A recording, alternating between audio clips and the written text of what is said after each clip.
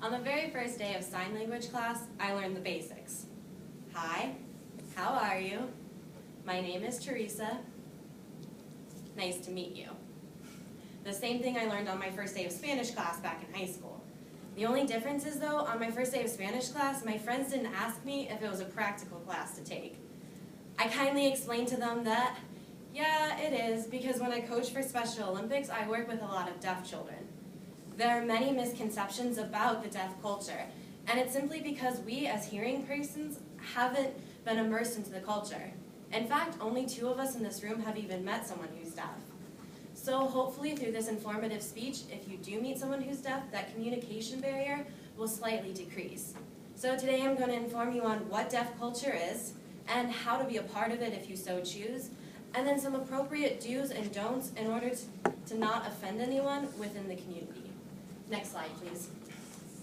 According to Gallaudet University, 13% of Americans are either hard of hearing or deaf, so there's a good chance you're going to meet someone who is. One of the first things we learned, next slide, please, in American Sign Language 101 is there's a difference between being deaf and being part of deaf culture. If you're born deaf but don't learn the sign language and are not part of community events, then you're not part of the culture.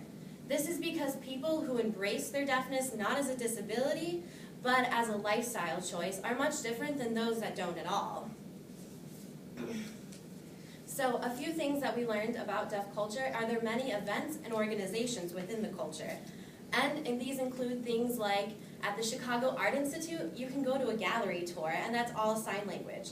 Or if you're really into musicals, Spring Awakening was the first Broadway musical that had a complete deaf cast, and everything was signed, including the musical numbers, as well as the language within as well as the lines. So, sorry. And then also you can attend church services, so if you're a religious person and deaf, that's an option as well. Many attend Gallaudet University too, which is the only deaf university. Next slide, please. You also don't have to be deaf to be a part of the culture. According to the World Federation of the Deaf, a person is a member of the deaf culture if he or she identifies as a member and if others also identify them as a member. Next slide, please. But part of being a member is learning sign language. One of the options you can do is attend Gallaudet University. Next slide. Gallaudet is just one of the many opportunities involved in the deaf community.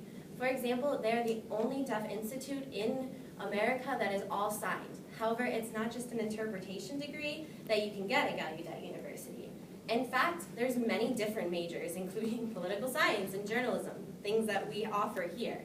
Also, 5% of the 2,000 count population at Gallaudet is people who are hearing, that are majoring in an interpretation degree. So, but you need to know the language, which a lot of people have misconceptions about. People think sign language is a visual language of the English language.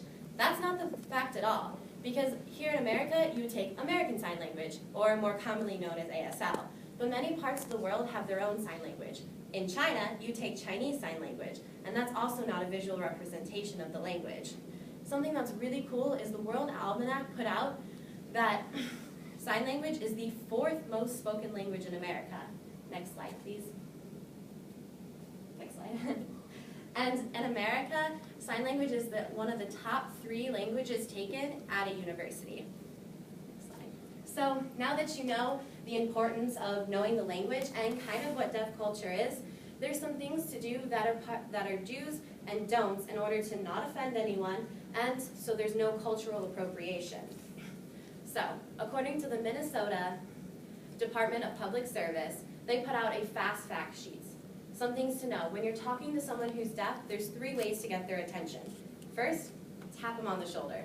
It's not going to be considered rude if you touch them. 2, use an intermediate person. If someone's closer to them, ask them to get their attention. Or 3, just wave. I know it sounds simple, but those are actually the 3 things that you should do that some people just don't know. Also, when you're trying to communicate with someone who's deaf, never assume that they know lip reading. Actually, if you try to lip read, it's considered pretty rude and offensive. The best option would be to use an interpreter that knows both your language and the person's native sign language. If that's not an option to you, you can write something down. That's not going to be offensive. Another thing is there's a difference between hearing culture and deaf culture as far as our ideals. According to Linda Simple of the Community State College, of the Southern State Community College, deaf culture is a collectivism culture versus American culture, which is individualistic. So when you talk to someone and you're first meeting them for the first time, you would say, "Hi, my name is Teresa, I'm from Freeport, and I like to dance." But if you meet someone in the deaf culture, you would ask their name first, and then you would ask where they're from and things about them. There's nothing right or wrong about either situation, it's just how our American culture has grown to be versus how deaf culture has grown to be. And because sign language is such a visual language, there's not really any sort of secrets or anything like that in a public gathering. It's a very social and friendly type of culture, which is something that's very, very unique compared to something that's American culture.